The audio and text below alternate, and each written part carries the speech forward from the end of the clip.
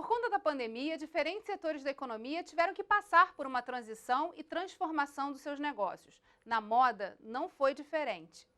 Paula, eu queria que você falasse um pouquinho para a gente sobre essa temática da sustentabilidade, né? Que veio muito forte e o repensar o que a gente veste, o que a gente calça, no momento que as pessoas tiveram também que ficar isoladas socialmente. Como é que tem sido a abordagem dessa temática também nessa plataforma do Veste Rio? Eu acho que essa é um tema, sustentabilidade é um tema que a moda já vem se preocupando, né? Acho que talvez não tão depressa e não tão rapidamente como deveríamos, porque a moda contribui muito, polui muito, né? Contribui muito para, enfim, o fim da natureza. E a gente, obviamente, sabe que temos responsabilidades. Então, esse é um tema que a gente vem falando muito e cada vez mais preocupado com isso. A Vogue, por exemplo, a gente tem uma editora contribuinte de sustentabilidade, isso é muito importante para a gente, é um dos valores da Vogue também, e acho que temos conversado muito todos sobre isso, assim, não é só se eu compro demais, para que você tem tudo isso? Você precisa de tudo isso? E quem tem feito as suas roupas? Você sabe de onde? Quem fez a sua roupa? Então, eu acho que cada vez mais a gente está consciente. Isso vem antes da pandemia. Com a pandemia, de novo, é uma lupa em cima do consumo. Será que eu preciso de tudo isso? A pessoa ganha o certo, né, o justo para isso? Então, é um tema que a gente vem falando. E eu acho que quando o Veste Rio vira digital, a gente cuida um pouco da sustentabilidade nesse caso, porque a gente traz muitas compradoras, mais ou menos 300 do Brasil inteiro. Então, você imagina que todas essas mulheres entram dentro de um carro, pegam um avião, entram dentro de outro carro, vão para o hotel. Então, imagina, olha a pegada de carbono, né?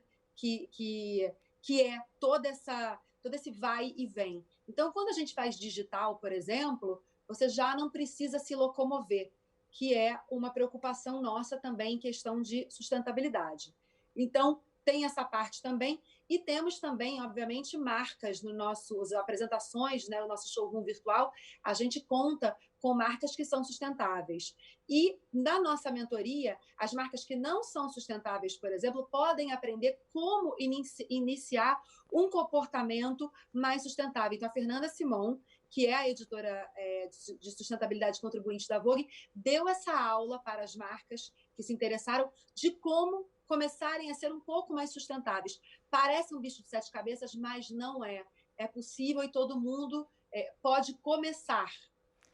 Esse impacto, né? Quer dizer, você falou do deslocamento das compradoras, por exemplo.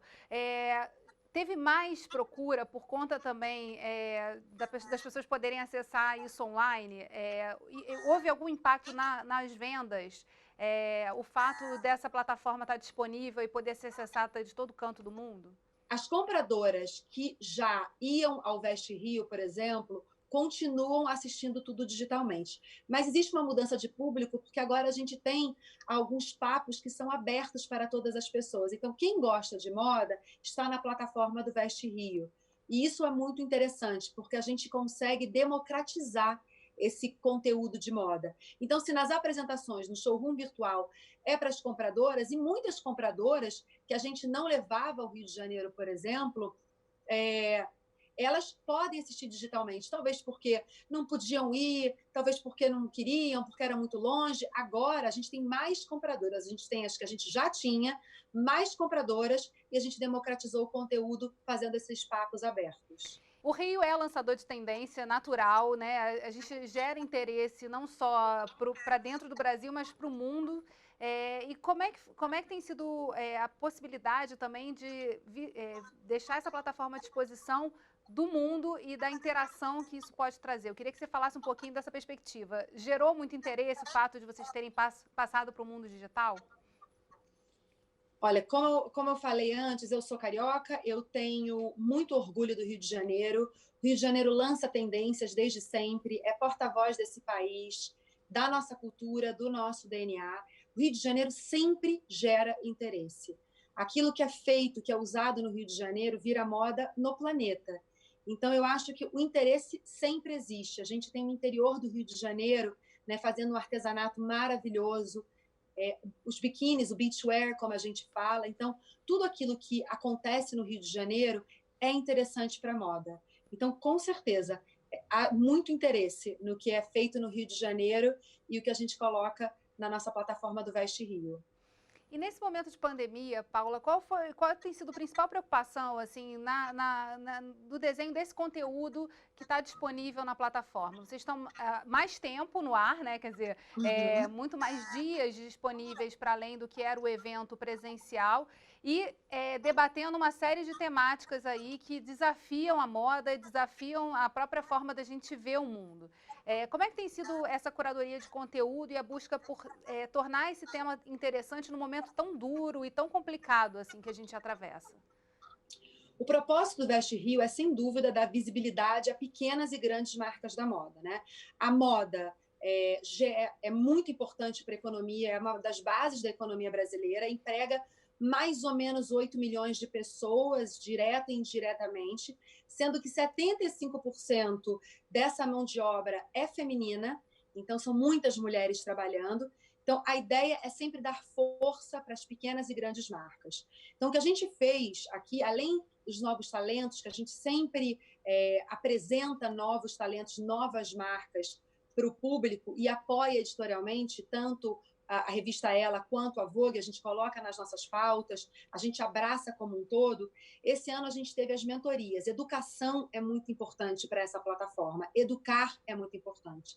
Então a gente trouxe essas mentorias justamente para dar um apoio, inclusive, para o lojista e para o designer que quer entender o que ele vai fazer ainda que a pandemia continue depois. Então, por exemplo, a gente trouxe a mentoria de novas oportunidades, experiências no varejo, com lições da pandemia, a Camila Salek que fez. A gente tem o André Carvalhal falando sobre tendências de comportamento do consumidor, o que o consumidor quer agora.